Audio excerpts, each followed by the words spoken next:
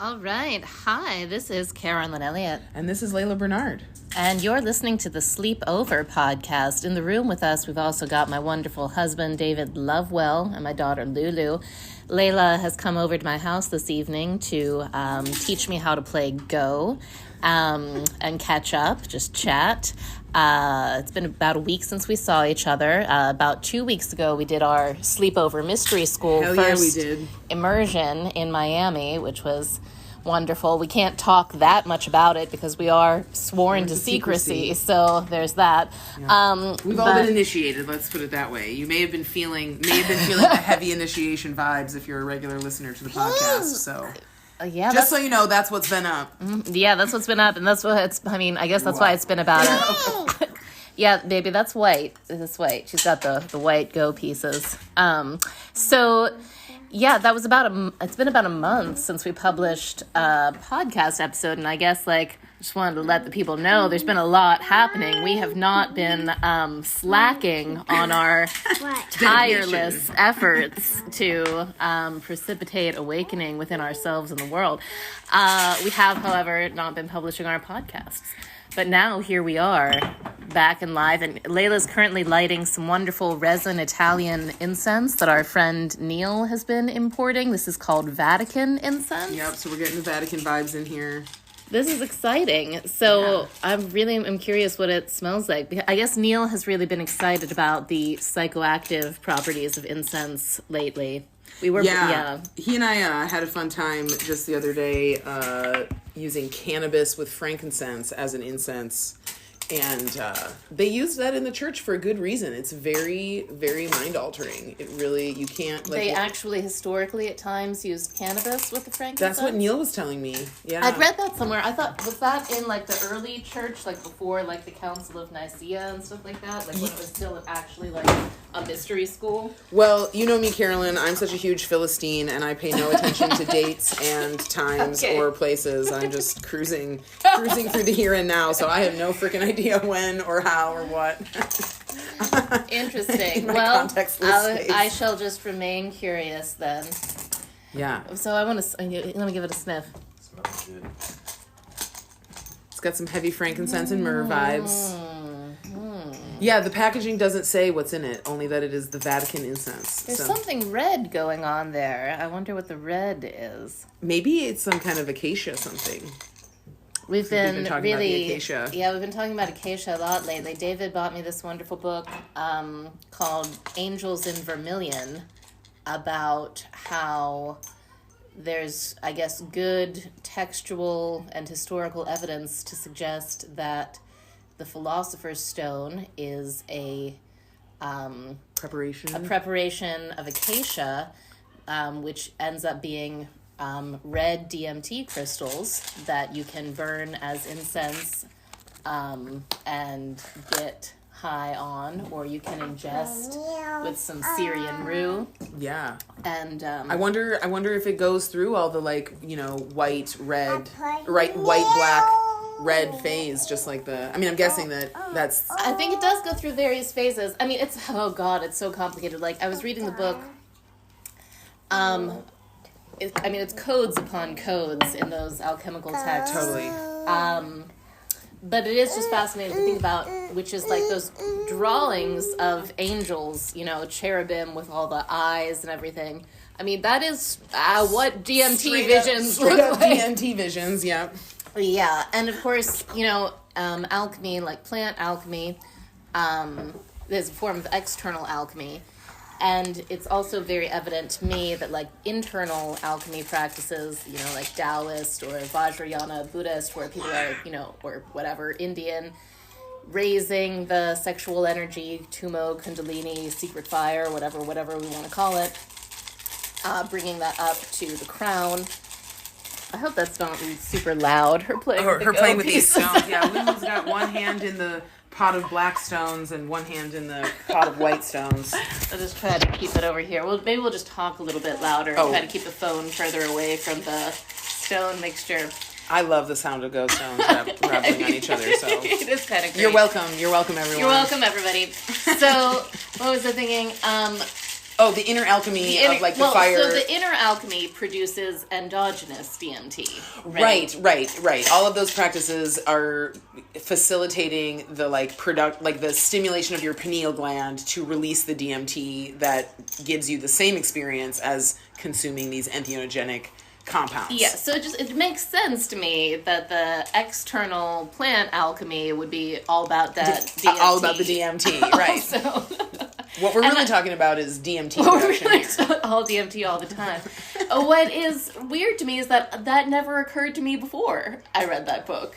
I was just always like, yeah, the stone. I mean, I would think of it either in metaphorical terms as, like the realization of the self with capital S, or I would think about it as just like some mysterious substance that I really did not know what it was. Right. And it was just funny because I've had plenty of DMT in my life. I mean, as far as I've been blessed, very fortunate.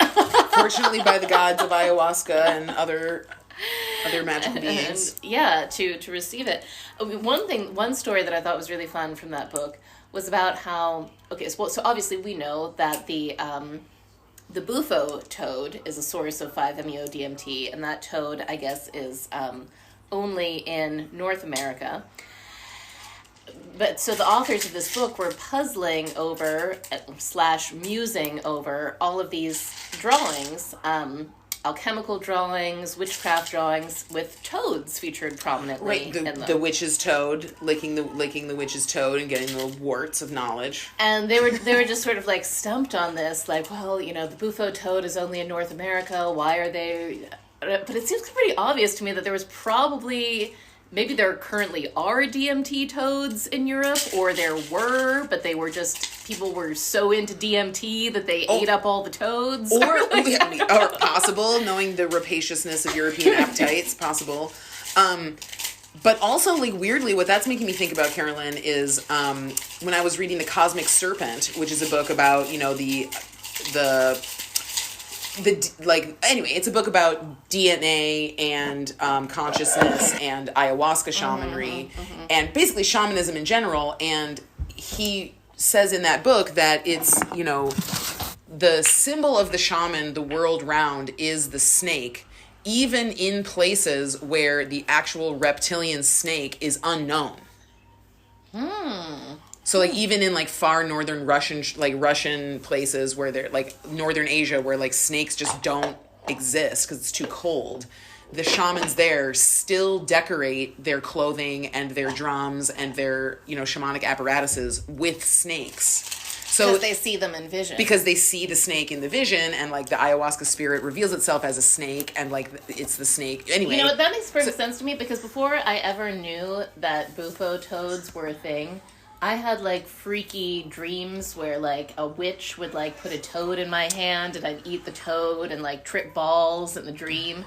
Right. So, obviously, it's being communicated. Right, so even if there are no European DMT toads, somehow the, like, toad medicine in the collective human earth Gaian unconscious is there. When you're talking about that, the toad's like, oh, me? You mean me? Also, probably totally DMT European toads. Right. I mean, right, yeah. I just really think so. But anyways, I feel like, Lulu has thoroughly mixed the Go stones for us. I feel like they've been blessed. And so you were telling me a little bit about Go, Laila, because I don't know anything about it. So it's a Chinese game, and you were saying... So I'm, like, also kind of relearning about it. This is a game that my dad, my great Zen master dad, Jim Johnson, was all about and loved this game. David and I were talking before we got on here about how, like, Go is kind of like the yin right brain counterpart to the yang left brain game of chess. So, like, chess is, it's interesting because, like I've heard people like my dad, who's a Go snob, who also loves chess, be like, chess is to checkers as Go is to chess. Like, there's a huge difference in level of complexity, which is also interesting because, like, checkers is a very simple game played with, pieces that all have the same value and all move the same. And so is Go. also a very simple game with very simple rules of just black and white pieces that are all worth the same. Not like in chess where there's like pawns that are kind of like lowly, and then like, you know, all the different pieces that have different properties, and up to like the king and queen, which are like the most powerful, valuable pieces. Go is similar to checkers in that every piece, when it goes on the board, is an equal piece. Okay. There's just little units, which like kind of is like rhyming to me with the like quantum particles of like everything's just a little particle, and it's all about how it's arranged and connected to the whole. Right. What was that thing you were saying about? There's this. What? Yeah. So okay. So Go is a game that's played on like if you've never seen it before, you can Google it. Japanese Go, and it looks like. It's it's got a grid. It's got a grid on the board, and then there's just black and white circular pieces that you lay down on the board. And how many, what's the grid? Well, so traditionally it's played on a 19 by 19 board, okay. But when you're learning, that's like actually a huge amount of territory to manage. And so when you're learning, or if you want to play a faster game, you can play on a 13 by 13 or a 9 by 9 grid. Which like there's something kind of sexy to me about how like chess has like a even number of like an even square, whereas the Go boards are always odd number squares. It just like feels more feminine, feels more like odd, odd. But yeah, so I was telling Carolyn that one of the like freaky weird things that I learned about as I was kind of re-exploring this game today is that there's like 2 times 10 to the 108th power different possible board configurations in Go, which is many multitudes more possibilities than there are atoms in the known universe.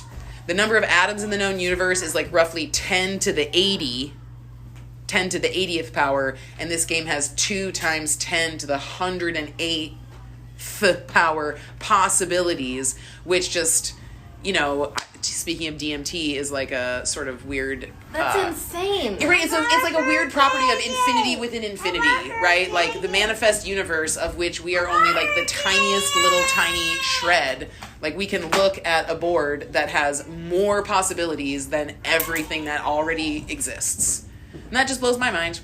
Carolyn and David are wandering around taking care of Lulu, so I'm just here with you guys. Japanese Go. Okay, y'all. Yeah. Carolyn's mom just called asking us when the next podcast episode was going to be released. So there's some mother-daughter psychic stuff happening, and we're on it. We're on it, Linda. It's happening. Linda. Jeez. Yeah. So I was just talking about how the number of possible combinations of Go positions on the Go board are far, far greater, like 10 to the 28th power greater than the number of atoms in the known universe. My mind can't understand that. My mind says that can't be true. My mind is like, no, there has to be less possibilities of a Go board than the number of atoms in a universe. This is the secret of the Khabs is in the coup, not the coup in the Khabs, which is in the Book of the Law. And as far as I understand it, it means that your body is inside of your spirit, not your spirit inside of your body. So like matter is inside this greater, larger thing of spirit, which the human mind created the parameters that give us these amount of potentials on the Go board. And the atoms of matter exist inside of that, which is why there's like way less matter than spirit. Even though I think really potentiality. It's the same thing, is just a spectrum from dense to subtle, and it's all part of the same substance. But I digress. I'm gonna keep walking. Well, David is incensing the house while we talk. It's very lovely to have these experiences of these glorious men just like filling the air with amazing scents and just like creating the vibe. It does seem to be what men like to do around us, is burn a lot of incense. Burn unto me incense. Burn unto me the resinous gums in the desert at night. To me. Precisely. So it's happening. The poetry is the prophecy is coming to pass. I can like nerd out on that. Just exactly like David was saying. Like, well, and it's not necessary. I mean, obviously, it's not like the pieces are more numerous than the number of atoms in the universe, but the possible configurations of the board are more numerous. And so it's like, the imaginal space, the realm of possibility even in like, we're sitting here with a go board, it's like 18 inches by 18 inches across. Like it just looks very regular. It's just a little grid on a piece of bamboo. Mm-hmm. And that contains the potential, the possible imaginations of how these black and white, just two colors, only two, on and off, black and white, yin and yang, the possibility of how those forces might interact in this like very bounded and limited space is so great. Like the imaginal realm is enormously huger than matter in the universe. Hot damn. Hot damn. Yeah.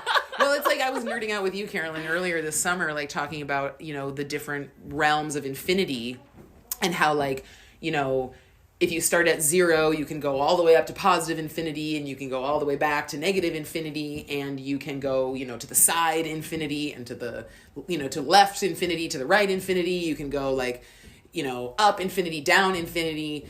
But you can also, in the space between 0 and 1, there's an infinite number of numbers. You can infinitely divide you can divide 1 into an infinity of pieces. So like this is just the trippy ass fractal that we live in, where no matter where you look, it's like infinite turtles all the way down. You will never arrive at the center of the matrix because the center is constantly receding. Mm. There is infinite potential in literally every direction: in, out, up, down, left, right, forward, back. So if you're ever feeling small, it's because you are a tiny piece inside of infinity, but you also contain infinitude, so you are also hugely enormous. That's so comforting. It is really comforting. This conversation is reminding me, I got this book for David for his birthday, MYSTAI by Peter Mark Adams, the same guy who wrote The Game of Saturn. So it's from Scarlet Imprint, and I guess Peter Mark Adams, I'm pretty sure getting dude's name right. He's I guess an art historian. And there were these frescoes found in Pompeii that represent an initiation into the mysteries of Dionysus. Whoa. A fresco in Pompeii. Have you been to the Pompeii exhibit that's happening here in Pittsburgh right now? No. Carolyn, we should go. Oh my God, we have to go. We have to go. Okay, well, so a few things that were really interesting to me learning about the Dionysian Mysteries, because I've been, in preparation for our mystery school, I'd been reading a whole lot about the Eleusinian Mysteries, but what I didn't know is that the Dionysian, which are also known as the Orphic Mysteries, basically same, because Orphism apparently was just like a cosmopolitan sort of overlay upon the country more primal Dionysian. Country Dionysian. It's like the nerd Dionysus cult. Yeah, it's like we're based on these intense mystery experiences that we've had. We're going to think about it and nerd out and come up with some poetry. Expand our consciousness, come up with some more math, do some more refined intellectual shit. But also, by the way, we figured this all out. By imbibing the mysteries. Speaking of math, like Pythagoras and Orpheus were often spoken of as if they were the same person. Isn't that right? Far out? Yeah, I think they were. The poet and the mathematician. Yeah. Oh, I was just having a great conversation with my new friend Allen today about how we both had like huge sort of like, awakenings through the language of math. That's sexy. By the way, Allen is David's old friend. Oh my God. Yeah. Allen Hart is David's friend from like first grade, and my friend from like 15 years ago. Yeah, and I randomly met him on a dating app, so like the universe just reveals itself in its own time. Oh, so there's only like a very... I don't want to be super rude, but there's a small number of hot magical men on dating apps in Pittsburgh, by the way. I feel like, I'm not sure if this is in the scope of this podcast, but we could definitely talk about the types of humans represented in the very coarse... on Tinder in Pittsburgh, there's a whole lot of people a whole lot of men wearing Penguins gear. Steelers hats. Or Steelers hats. Mm-hmm. Holding their proudest fish catch. Oh, yes. Yeah. Or deer. Or their deer. Or their four-wheeler or motorcycle. Anyway, which is like not to say that like that's lame. Like sometimes I'm like, oh my God, like men just like do stuff all the time. But yeah, there's definitely some categories. I don't know. I mean, I know we love to talk about boys on our podcast because it is the profound mystery of the universe. But anyways, a little bit more to say. Just a little bit more. We're talking about infinity and math. We're talking about Dionysus or oh yeah. Okay. We were so nerding out. One of the things that I thought was really cool when learning about the Dionysian mysteries, in the infinite vanity, is that Eleusis was this established place where people came to for like 2,000 years continuously to this place. But the Dionysian mysteries, apparently, were most often conducted by itinerant families. There was one family that ran Eleusis, and I guess they got themselves set up and settled there. But the Dionysian initiatory families were wandering families. And multiple. And they were known by their reputation, how much of a connection they had to the god and how good their rites were. How sick their initiations, how fat their DMT was. Exactly. So there were some that were had bad reputations. Like they were not the real deal. They were like maybe charlatans, or they were like some shitty branch of the family, like a bunch of fuck-ups that did not keep their relationship with God tight enough to really deliver the goods. And then there were other parts of the itinerant family, priestessing family that were like, oh my, like they would come to town, everybody would freak out, they would be like, oh my God. We're about to learn some shit. Yeah.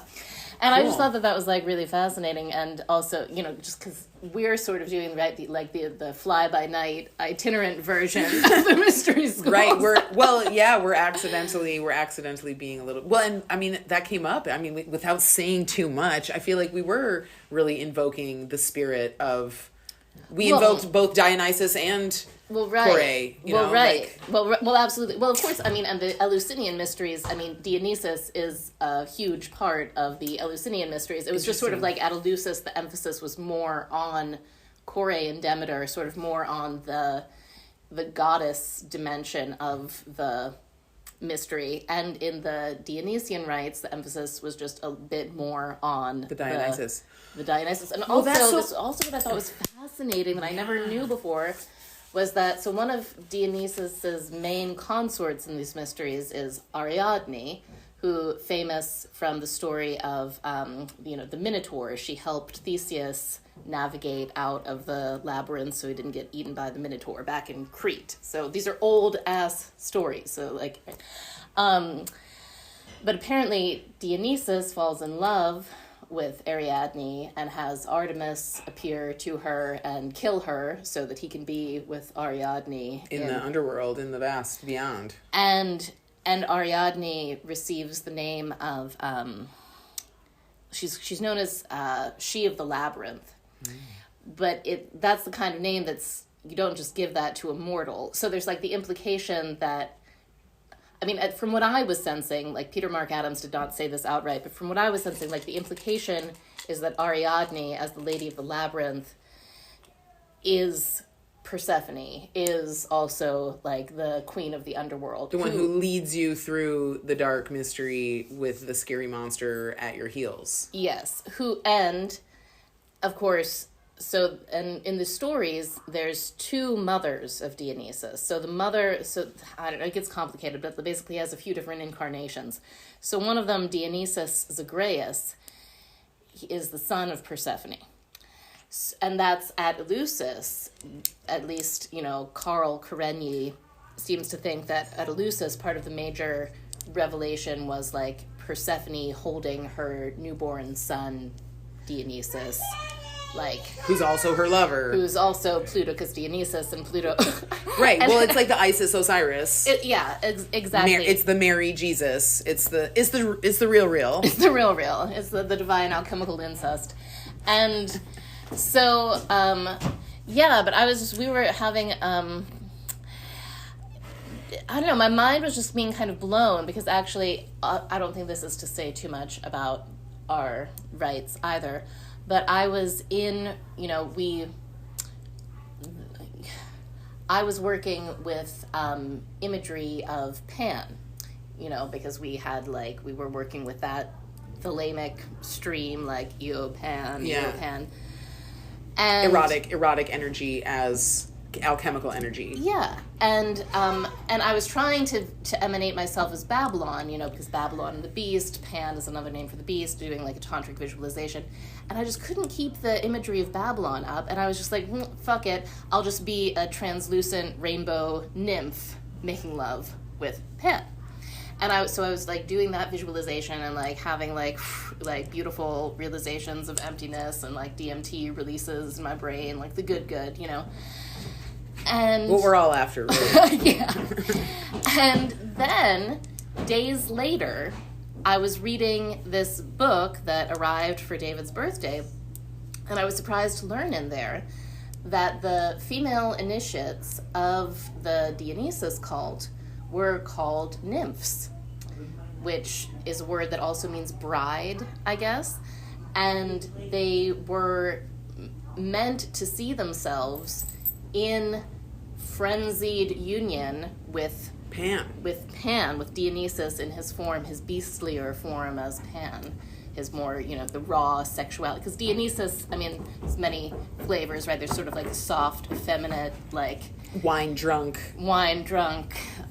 sexy twink boy. I can see Dionysus. him now. And then there's also like Randy, chase you through the forest, fuck all night under the full moon, Pan, Dionysus. Animal Pan. Man Pan and Animal Pan, maybe that's... Yeah, all the flavors. But anyways, I just thought that was really fun. That was like, it was almost as if, I guess, my mind stream and tuning into the Pan energy was like going into that nymph energy, and it was the part of the... You were seeing it. I was seeing well, just like we were talking about with the frogs earlier in this conversation. Like, when you start thinking about one thing, then the universe is like, oh, let me show you the other things about that. Let me show you what we already know about that. Cool.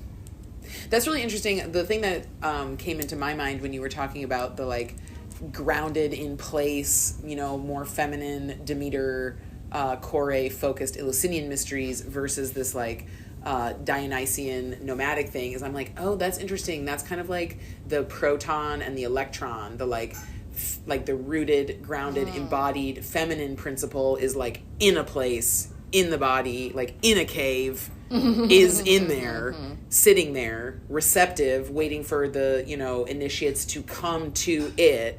Whereas the like Dionysian version is like the electron, like whirling around, changing around, moving, bringing the mystery to the people, like wherever they are, floating around in their like action and like non-placeness of like motion. It's like the chokmah and the binah, like different principles of like the ground and the motion.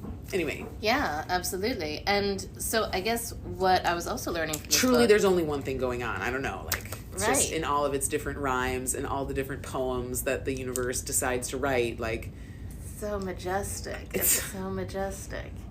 Majestic is the right word. That's yeah, and I don't know. I guess I highly recommend to everybody this book. It's a real favorite of mine these days, called Karma Mudra, The Yoga of Bliss, which is by Dr. Nita Chen. Cannot pronounce. Okay, these Tibetan last names are very difficult to pronounce. Everybody, please forgive me in my terrible, terrible ignorance. But the book is called Karma Mudra, The Yoga of Bliss, and that, in conjunction with Introduction to Tantra by Lama Yeshe, I feel is like a really, really powerful initiation in itself. A complete teaching. A very, very rich teaching about, how to start accessing, the sexual energies and putting them towards non-dual awareness and, like, getting... because, like, since we did the mystery school weekend, I guess I've just had this, like, big inspiration in me to, like, be doing those practices.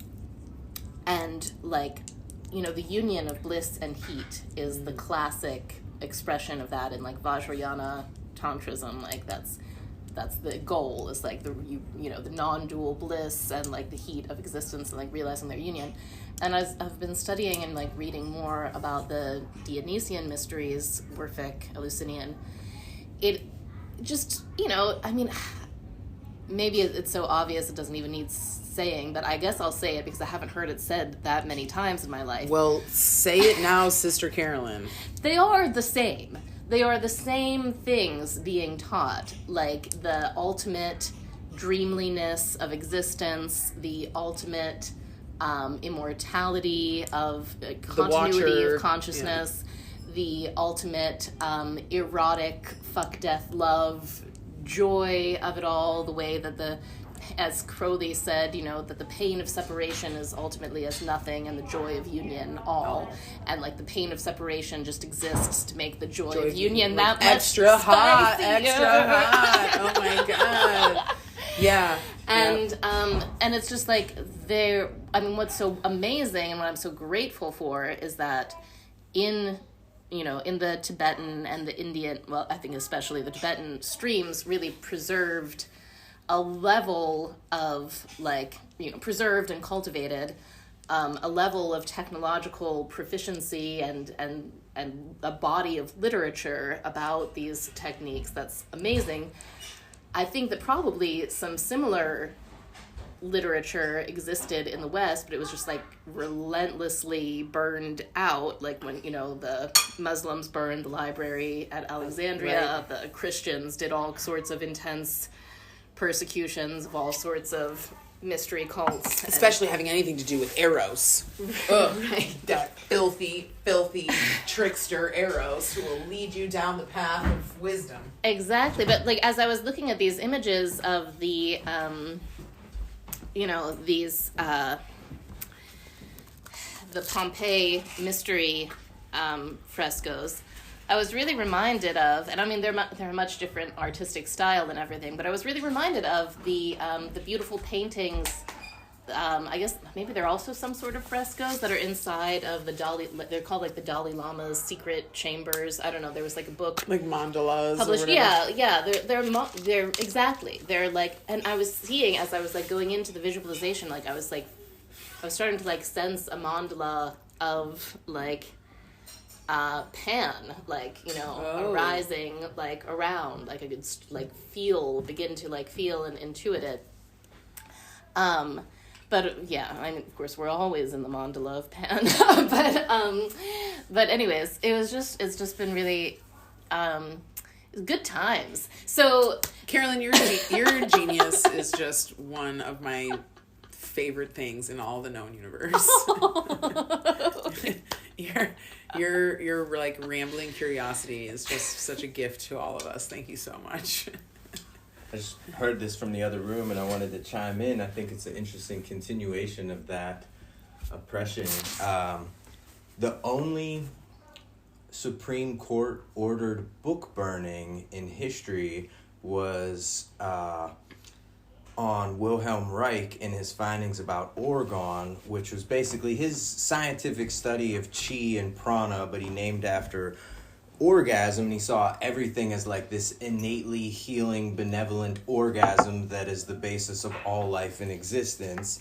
And they ordered literal book burnings of every scientific journal that contained the word orgone, all of his books. They told him, if you keep doing this, studying this, you'll go to jail. And he did, and he went to jail, and he died in jail for studying scientifically, like, the healing power of Eros, basically. And that is, like, a modern iteration of this exact that happened. And when did that thing. happen? Was that the 1920s? That was after Freud.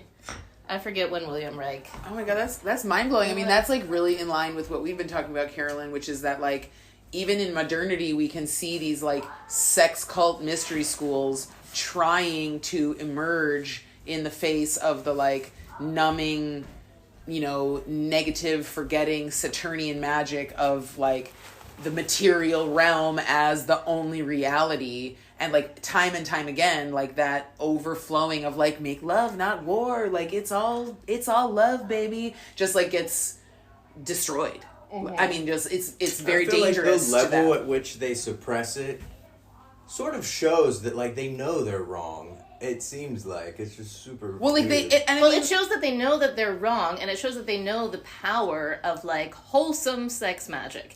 Well, and like let's get out of the language of right and wrong, and like the fact that we're like the fact that we began this like meandering contemplation talking about the game of Go, which is the game. It shows that they know that they're vulnerable. They know that there is an alternate force. Oops, that's the incense. Hold on, I'm going to turn this off for a second.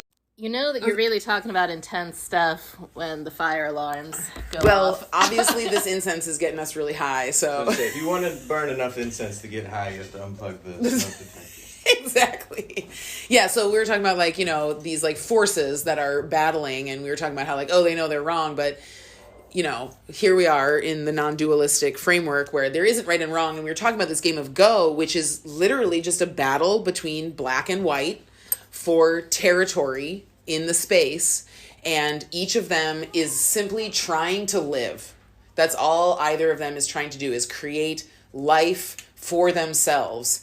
And so these forces of like, good and evil, or like eros versus numbness or whatever, are simply aware of each other and are trying to, in the language of Go, they're trying to cut off each other's liberties and like create their own life for themselves and enclose more of the terrain than the other. And I mean, I think the interesting thing that I'm thinking about as I'm contemplating it as a Go game, which is like, no matter how supreme one or the other side is at controlling territory, neither of them will ever control all the territory. There will never be a complete win for either side. It just can't. Like, there can be an overwhelming majority, but there won't, simply because there are two players playing and two forces playing, there won't ever be a situation in which there is only one kind of energy represented in the space. Indeed. And may I add something that I find amazing about the mysteries, because I knew this about Eleusis, that they referred to Eleusis as the temple of the two deities.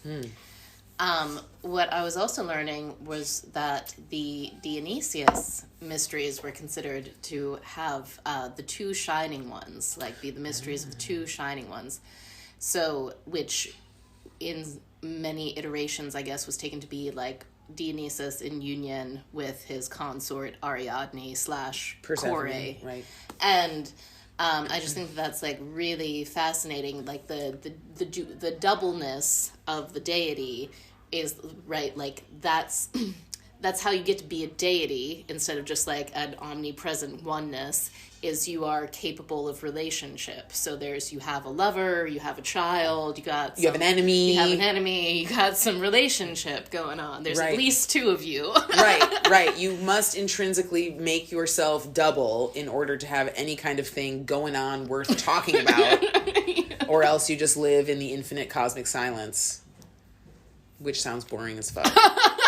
Yeah, glad we decided not to do that anymore. I mean, sometimes it gets a little rough out here, and you're like, damn, I wish I do remember the good old days of the quiet before I gave birth to my boyfriend husband. But I wouldn't trade it for the world. Yeah, indeed. But I also think, I also always think of like on the Thoth deck, like the sun card, the two little happy sun babies. That's to me like the essence of manifest divinity. Yeah. Is this like, this playing. Joyous, two children playing. Two children playing games. And sometimes they play weird games, like throwing rocks at each other. And sometimes it gets a little weird. But like, it's really a couple of kids having a good time on a sunny day in the sunshine of the Lord. Amen. Amen, sister. Yeah. Yep. That's resonating with me. I've been really recently reconnecting with my love of games, and really appreciating how, like, there was like a period where I kind of forgot how much I love playing games with people. And when I don't play games with people, what I generally end up doing with people is talking and like sharing this narrative. like this narrative experience of like, oh, what's going on with me, or what are you thinking about, or whatever, and how I just really love the container of a game, and like even the like controlled adversarial nature of a game.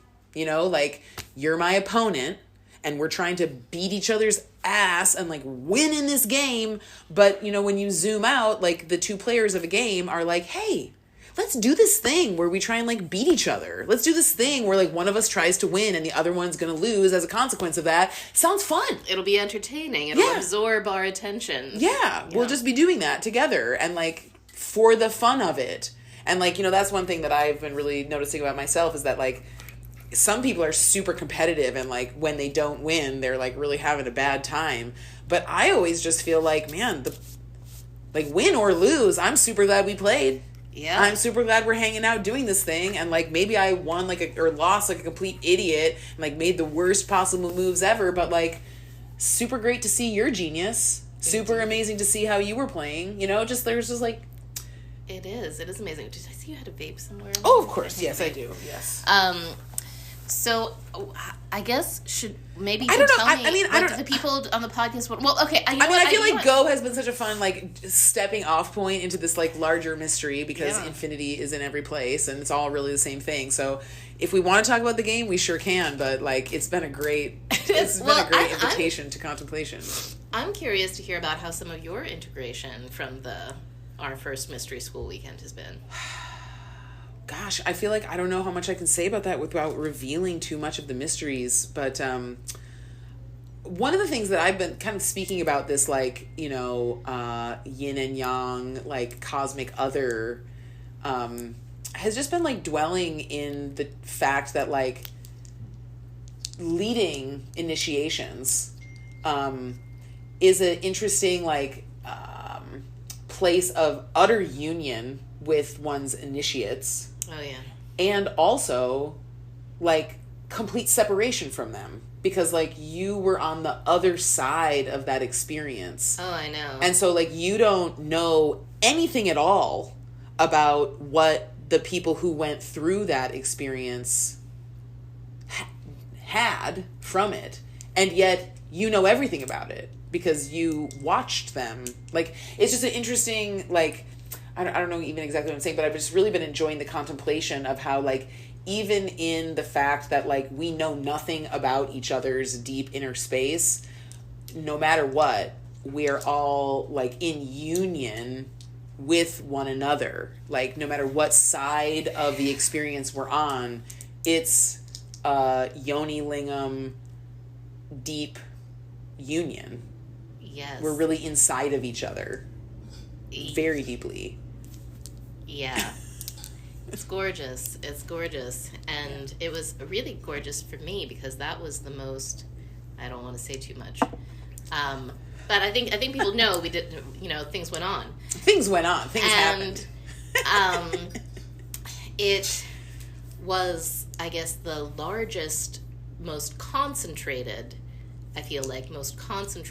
magical working that I participated in not that I participated in, but that I led.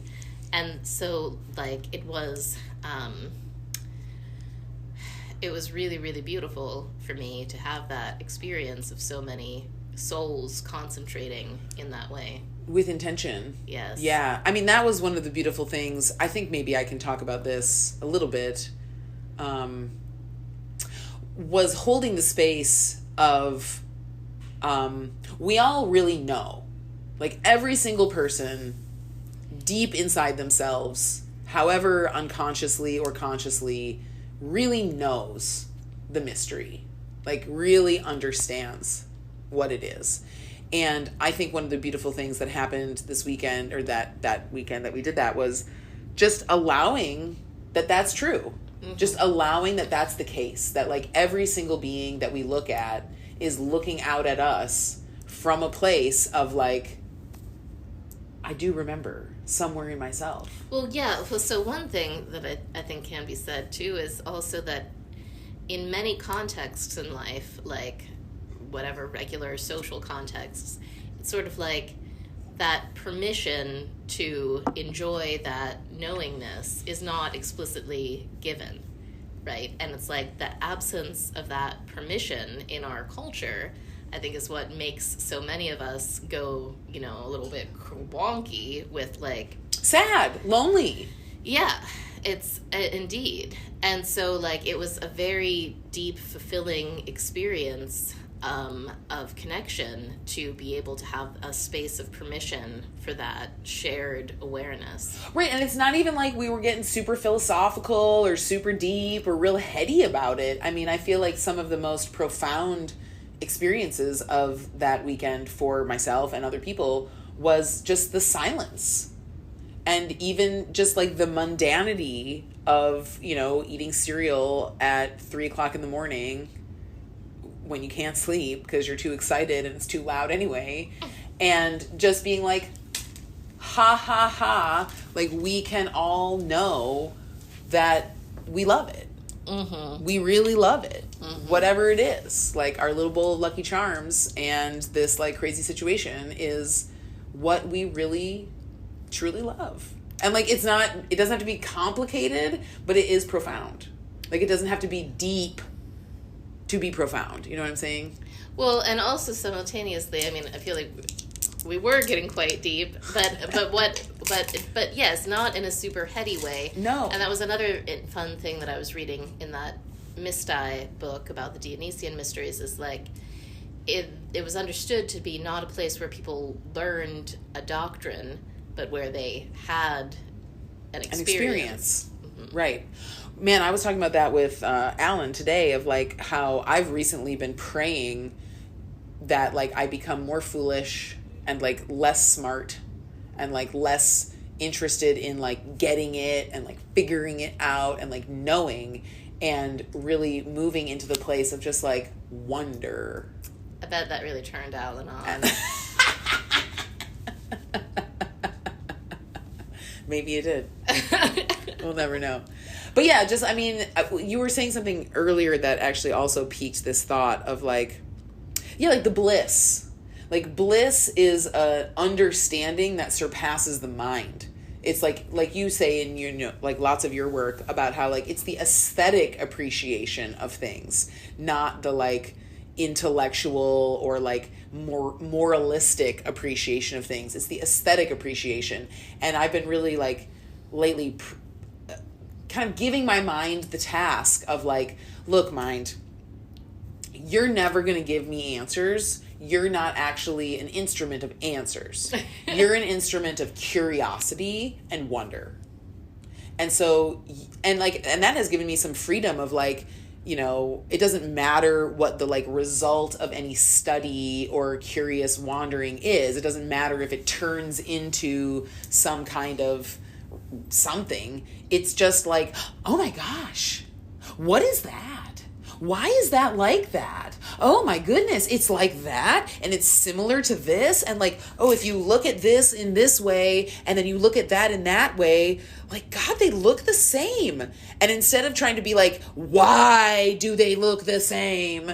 Like, I already know why they look the same in a place of myself that can't talk about it, and just letting my mind be like, you won't be able to answer that question. So your job is just to look at it and say, wow, cool.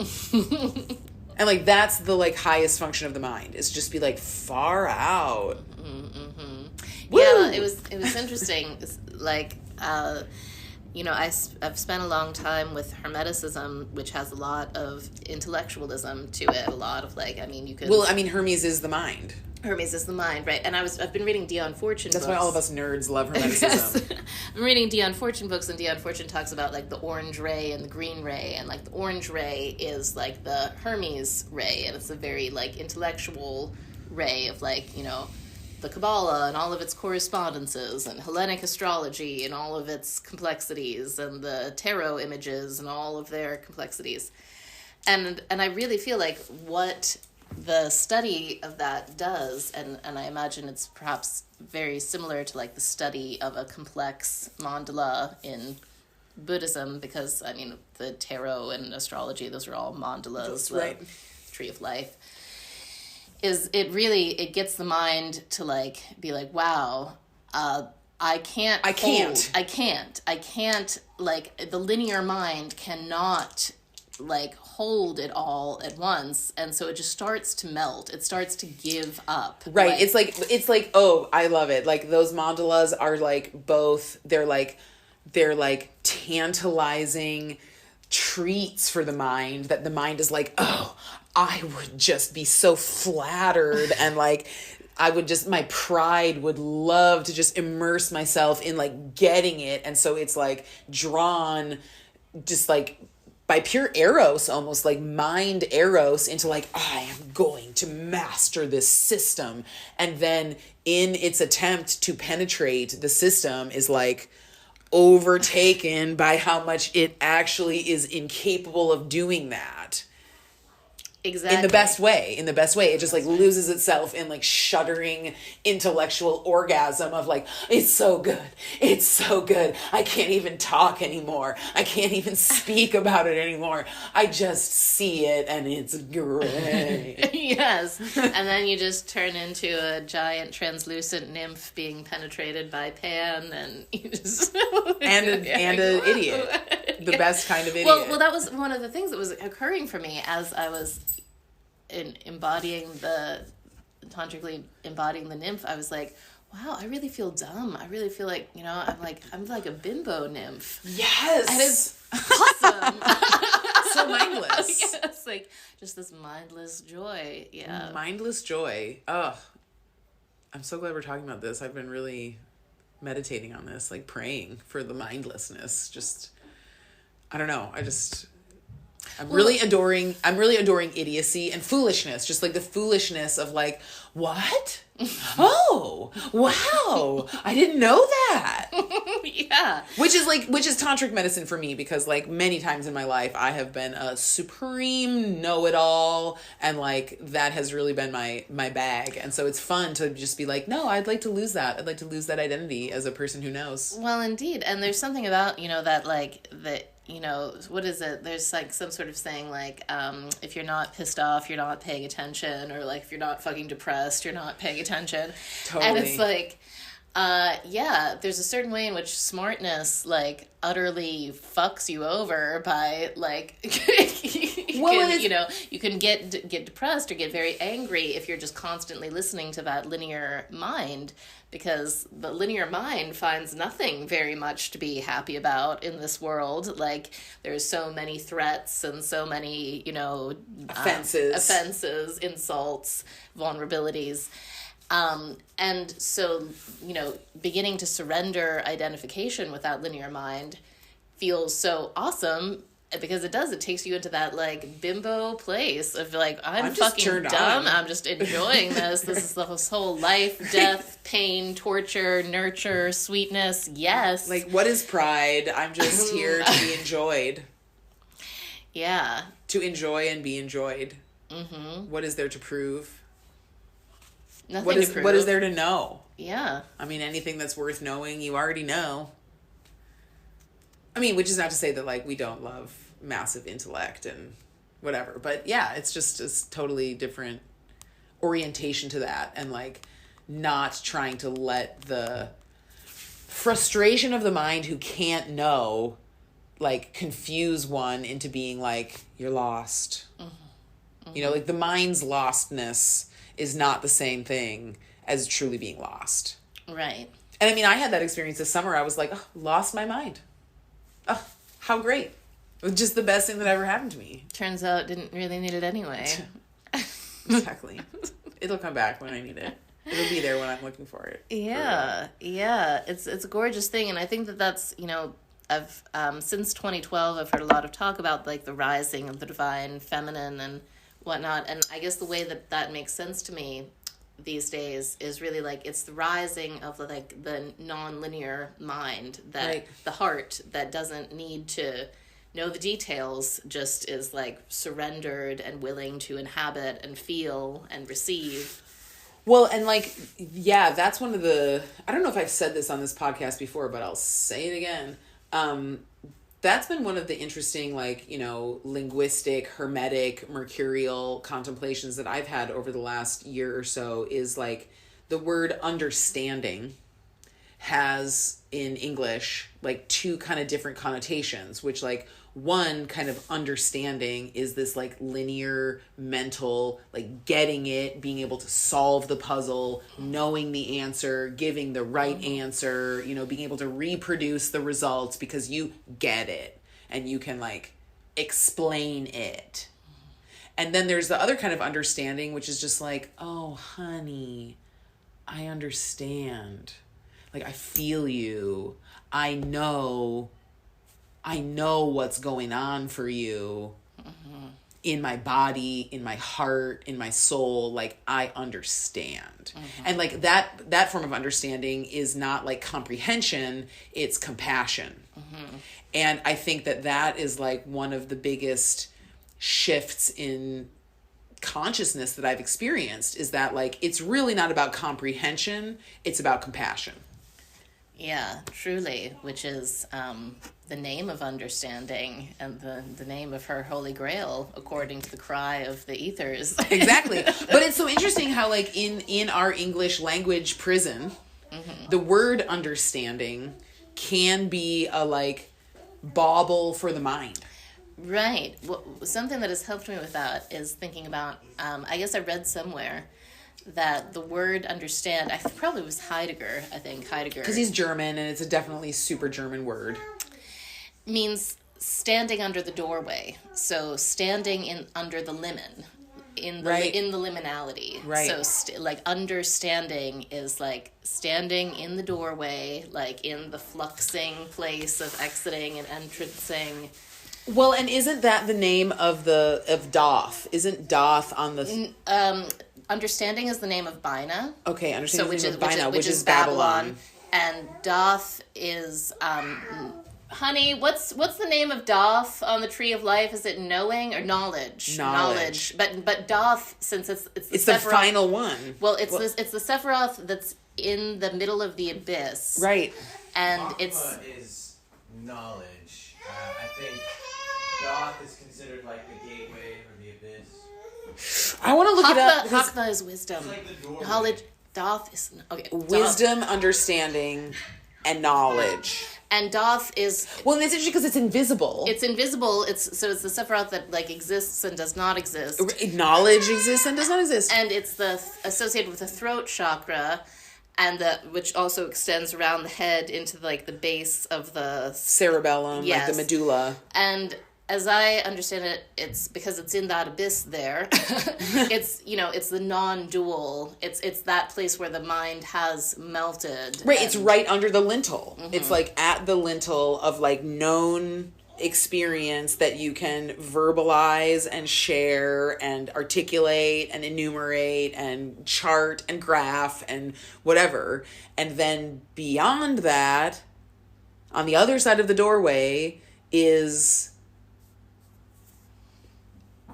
what one would try to talk about with knowledge, but is actually inexplicable, but like standing in that liminal space. Yeah, anyway. You're right. It means knowledge. Yeah, I was right. Chakma's Thanks. wisdom. Yeah, Chakma's wisdom. It's really great when a guy admits when his lady is right. So, it was a fun synchronicity. After our beautiful mystery weekend, I was sitting with Lulu at the hotel, and so Crowley, give a bit of context, Crowley talks about the fulfillment of the mysteries is when, or the fulfillment of everything is when the daughter, who's in Malkuth, the material world, often, in mythically represented, for example, as like Sophia, who has like fallen down from heavens and now she's in chains, like Simon Magus was a magician around the time of Christ who walked around with this beautiful whore named Sophia, who was in chains, and she was his magical partner, and he would explain to people she is the highest of the high and she's fallen down into the lowest of the low, representing the soul in the material world. Okay, so the idea is very that... sexy kink play, by the way. like getting hot just thinking about it. Damn. So so here we are, all of us human souls in the material world in this understanding are the fallen Sophia. And so the idea is that the daughter needs to unite with the son. So the son is Tifereth, and the son is like the personal, the holy guardian angel, or like the personal experience of God, I guess the Atman.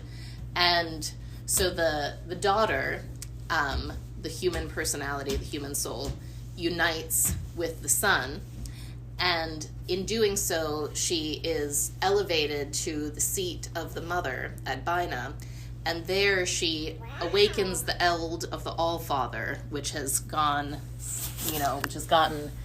sleepy with age. The All-Father has lost his virility, but now the new daughter has risen up to the seat of the mother, and he's hot for her again. He's hot for her again. I mean, basically, the son has become the father now in this whole ongoing alchemical incest mystery. Circle fuck.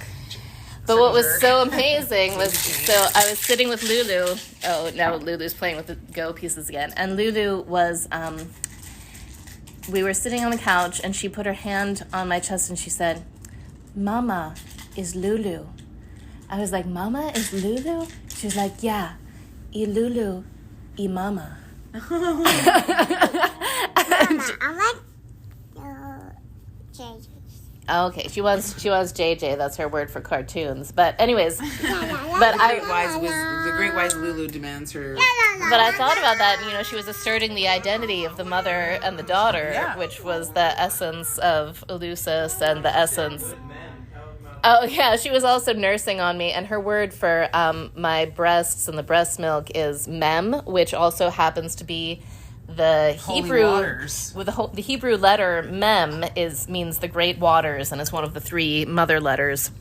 So she calls it mem, just spontaneously. She's a junior ascended hermeticist. Let's make no mistake. And I was so happy after the weekend because it was so beautiful and fulfilling, and she was nursing on me, and she'd never said this before, but she was nursing, and then she withdrew, and she was like, "Good mem."